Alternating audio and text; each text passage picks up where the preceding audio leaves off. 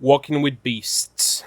Welcome, guys, once again to the channel, Ranking with Dinosaurs, where we rank dinosaurs. Yes, again, we're not ranking dinosaurs today, or specific animals. We're going to be ranking episodes from the hit series Walking with Beasts. Now, I did do the Walking with Dinosaurs tier list a while ago, and I wanted to, space them out a little bit, but I think it was time already that we can talk about Walking with Beasts, because I have seen recently the new Walking with Dinosaurs show, and I kind of wanted to, cleanse a little bit of my eyes, and I still had to do the Walking with Beast tier list, so I'm gonna do it now because I have it fresh in my mind. So, without further ado, I'm gonna be starting with New Dawn.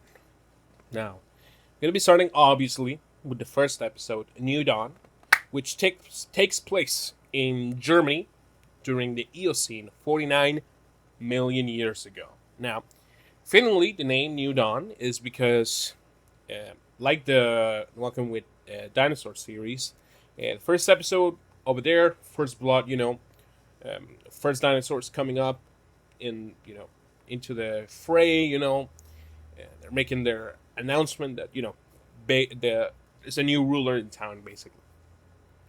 The new big boss. This is the New Dawn. Dinosaurs, well, non-avian dinosaurs are wiped off the earth, and we got some new dinosaurs, the surviving dinosaurs. For example, Gastornis, which is one of the animals featured in this episode. Pretty awesome model, I've got to say. Like with Walking with Dinosaurs, the actual models, CGI, and practical effects hold up so well today. The actual I like that it's not like necessarily a protagonist, but there are multiple protagonists. One of them being a shrew-like mammal called Leptictedium, which was again thing Walking with Beasts introduced us to a lot of very niche Cenozoic animals. These guys were living in a volcanic lake. This is in the Messel pit in Hesse, in again Germany. Okay, if I haven't said that before, we do have some other interesting animals like Propeleutherium, which is an early horse. Early horses doing their jump start into the world. We got Ambulocetus, the precursor of whales, very early whales, and other little cameos for like Godonotia, which is a pretty surprising that they're this back in time. This is like 15 million years after the asteroid hit Earth, that we got early primates already. So pretty awesome. Again, there are some behaviors which are not 100%, but everything else is pretty much spot on. One of the most gut-wrenching scenes and scary scenes, honestly, is the baby Gastornis coming out of the egg and being devoured by ants. Let me know if that traumatized you as a kid as well. New Dawn, I actually really love this episode. It has a very, I don't want to say alien feel, but, out of this world, which, makes sense. Yeah, like Earth is entering into a new stage, so everything seems alien because it's new and it hasn't been seen before. So New Dawn, I'm gonna put it straight into A tier. I love it. Whale Killer. Now, second episode takes us to Pakistan, to be more precise, the Tethys Sea. We're still in the late Eocene, so 36-ish million years ago. And this was set during a cooling period, actually, that the Earth was going through. A lot of drastic changes, specifically to the ocean. And, we changed, the currents and the temperature of it. And this episode shows a lot of, struggling animals trying to survive to this, environmental changes. And some examples are Androsarchus, one of the coolest models to ever come out of a documentary. Sadly, it does not look like that today. Today's understanding, it's actually doesn't look like that, but it's still an awesome model. I would love for Androsarchus to look like that. We do see Embolotherium, some rhino-looking animals, if I do say so. And the titular animal, the whale killer itself, Basilosaurus. This is a mother that's actually protecting her newborn calf, and it shows her struggling a lot. Uh, Again, parenting in the in not only today, not only in prehistoric times, but today seems to be a very tiring and hard task to do. So applause for this mother Basilosaurus trying to do her best. Um, she's trying to hunt, like Moeritherium, for example, which is actually an elephant ancestor.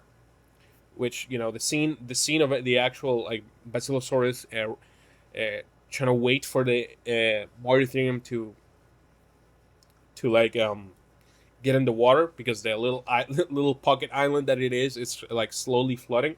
It's so tense. The fact that it gets away, bro, come on, throw her a bone, please. There's some Apedium too, which are some some primates, early primates, which is they've been showing these early primates for a reason. And there's Basilosaurus itself is a whale ancestor. And there are some other whales showing up, like Dorodon, which the Basilosaurus does go for it as well. So, whale killer, I think it has this, survival of the fittest, trying to cling on to the last strands of, this, like this dying era. Well, this dying period. And I really like it. I love it so much. Basilosaurus is, again, I was introduced to this animal through this specific episode, so I love it. I gotta say, whale killer, I have to put it in S tier. I love it so much. Land of Giants. Now, Land of Giants takes us to Mongolia during the Oligocene 25 million years ago.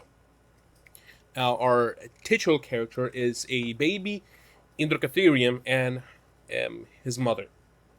Indrocatheriums being a rhinoceros relatives. These guys were in contention for a long time to be the largest mammal that ever roamed the lands. Again, I can't remember if it's already like settled that it's Paleoloxodon, like the biggest species of Paleoloxodon, but I'm not too sure about that. And basically, this episode shows like not only the hardships of a mother, which now that I mention it, I'm seeing a pattern here. The first episode had the Lectictedion and the Gastornis, which were both mothers. The Whale Killer episode, which had the Basilosaurus mother, and now this one has a Indrocatherium mother. So I'm seeing a bit of a pattern here. I didn't actually see it until right now. That's funny. But they do have to survive a lot of threats. Now, this is a baby trying to grow up in Mongolian Oligocene. Now, there is a lot of threats. Like, for example, Hyaenodon. Sick-ass animal. We see the model. These guys appear in the episode. I think are these guys, or there's the other that I cannot remember the name. But they do fight against Entelodons. Now, Entelodons don't have a ton of screen time in this episode, but they do they stand out a lot. These hell pigs do what they are. They, how do I say this? They're like the glorified cameos of this episode. I want to say, like, they do what they do with their limited screen time. If you think of Entelodons in your everyday life, think about those Entelodons. I always think about the ones from Walking with Beasts. They are so sick. We also see some other creatures like Calicotherium, which are horse relatives as well. I believe it's horse relatives. Again, other things they endure: droughts. This is Mongolia. Still a desert. Not as arid as today, but still very much water devoid of it. Devoid of water. Sorry. And other threats such as other Indrocatheriums. We see the mother fighting trying to fight off a male, which is trying to mate with her, which he ends up doing it. Pretty weird, but this is the animal kingdom. or just simply, growing up. As we see at the end of the episode, the baby, going through all of that. Once he gets to a certain age, the mother, again, is pregnant with another baby, and she kicks him out and tells him to fend up for himself. This episode is awesome. I gotta put it in A tier. I think it's pretty self-explanatory. Great, great diversity with the animals, and the titular animals are awesome. Next of kin. So, this episode takes us to Ethiopia during the Pliocene 3.2 million years ago. And I have to say, the big jump that we make here is, kind of, we went like almost 20-something million years into the future. But this takes place in the Great Rift Valley, which I might be making this up, but is this known as the cradle of humanity? I cannot remember if I'm making that up or if I heard it from somewhere that is not from Walking with Beasts. If you know where that's from, if it's from Walking with Beasts, let me know, please, because that's actually it's kind of messing with my mind right now. Might be living a Mandela effect. But this is the home of a tribe of Australopithecus, small, early hominids.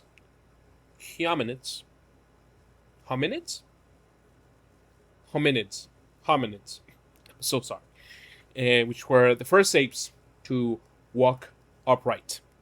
Now, with apes, we do get a lot of, social bonds, the hierarchy between the tribe. These themes are explored, the means of communication as well.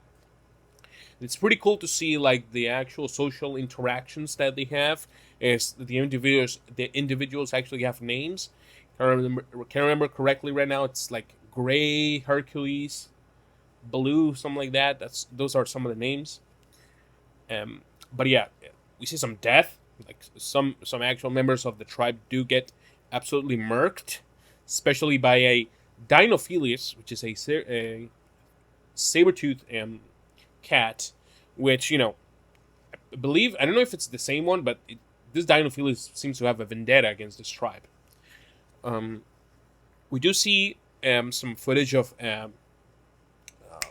some current animals too, like some zebras and some rhinos, which is, pretty awesome and pretty crazy to think that animals from today did interact and live with very, very prehistoric animals. But, other weird creatures that we see are, Dinotherium, which it's one of the weirdest and scariest looking elephant relatives that ever walked the earth. But yeah, this episode is not my favorite. Honestly, I was gonna say monkeys, but not monkeys. Like primates do put me off a little bit. I don't especially love those episodes. Next of Kin, it is still good. Don't get me wrong, I still like all the episodes. But if I'm gonna put them against each other, I think I'm gonna put it in C tier actually. Saber-Tooth. Now, this episode is the fifth one, penultimate episode. It takes place in Paraguay during the Pleistocene, 1,000,000 years ago. Now, I love this episode right out of the gate. I love the strange and unique South American fauna that is present in this episode. So many animals are shown here. And this is because, South America was isolated for millions of years. So a lot of weird animals were, evolving all at the same time. The titular character of this episode is Half-Tooth. They actually do name it Half-Tooth, a Smilodon, which is the head of a pride of Smilodons. Again, this is a little bit speculative, but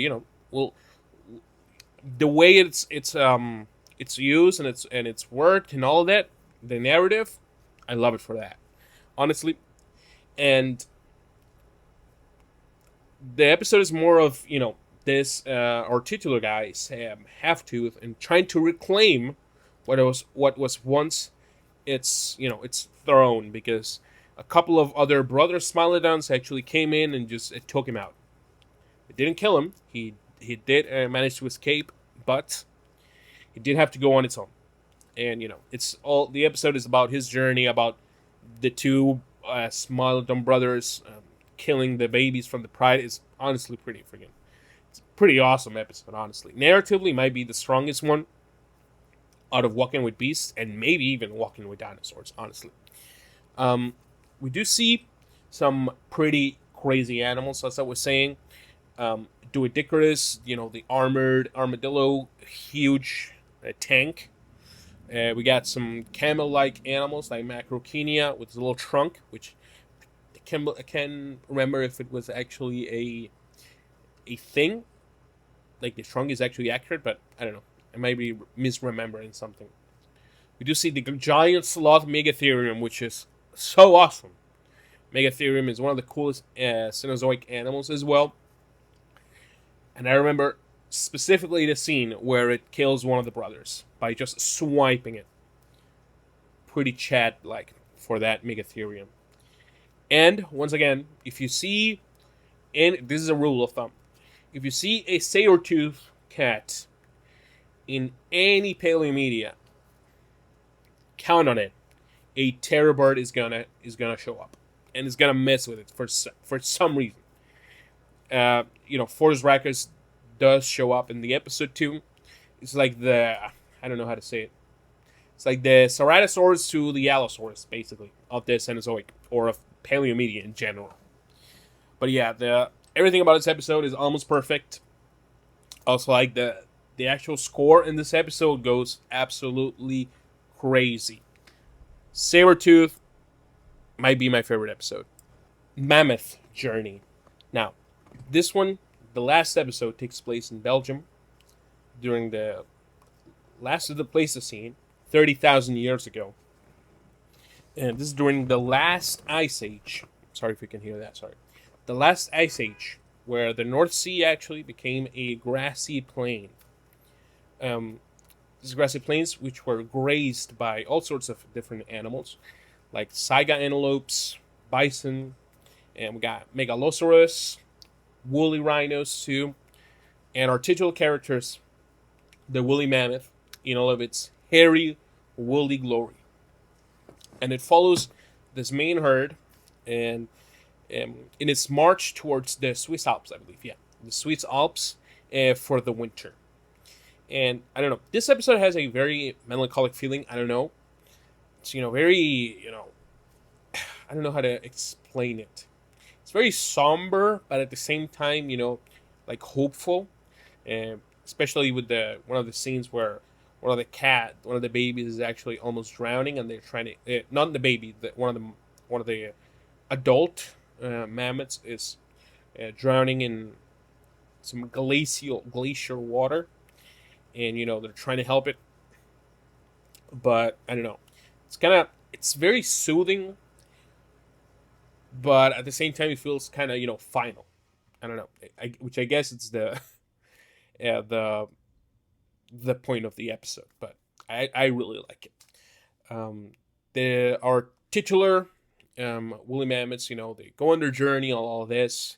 They encounter again the woolly rhinoceros, some megalosaurus, and we do see some early humans and Neanderthals, which are by this point in time, they are very much alive and coexisting with mammoths. You see some mammoth hunting from the humans, from the Homo sapiens. And I gotta say, Mammoth Journey, it does its job very well. What I don't love about it is, honestly, it's just the context. Like, well, not the context, but the actual animals, I want to say. Not that they're not cool, but Mammoth Journey doesn't catch me, or doesn't catch my imagination as much as Basilosaurus, or saber-tooth cats, or Indricotheriums. Just that mammoths inherently look like much bigger elephants, so I can picture them much more easily in my head, as opposed to a big Basilosaurus, which is a lizard-like whale. So I still like Mammoth Journey again, but if I'm gonna compare it to the other episodes, I think I'm gonna put in B tier, which is respectable. That is the episode. That is the episode. That is the tier list for Walking with Beasts. I don't know if this one looks any remotely similar to yours, but please do let me know in the comments how will you put your tier list from 1 to 6, which are your favorite episodes, and which is your favorite episode of Walking with Beasts, if you have any. And please, what other paleo documentaries do you want me to make a tier list of? I do plan, and I know I have made a lot of paleo documentary tier lists, to make the ultimate paleo documentary tier list. So put those documentaries in the comments. Which ones do you want me to make tier lists of? So please, guys, once again, I thank you so much for watching. Please like, helps a lot. Subscribe, it helps even more. We're almost to 500 subscribers. I'm going to see you guys in the next video. Thank you so much.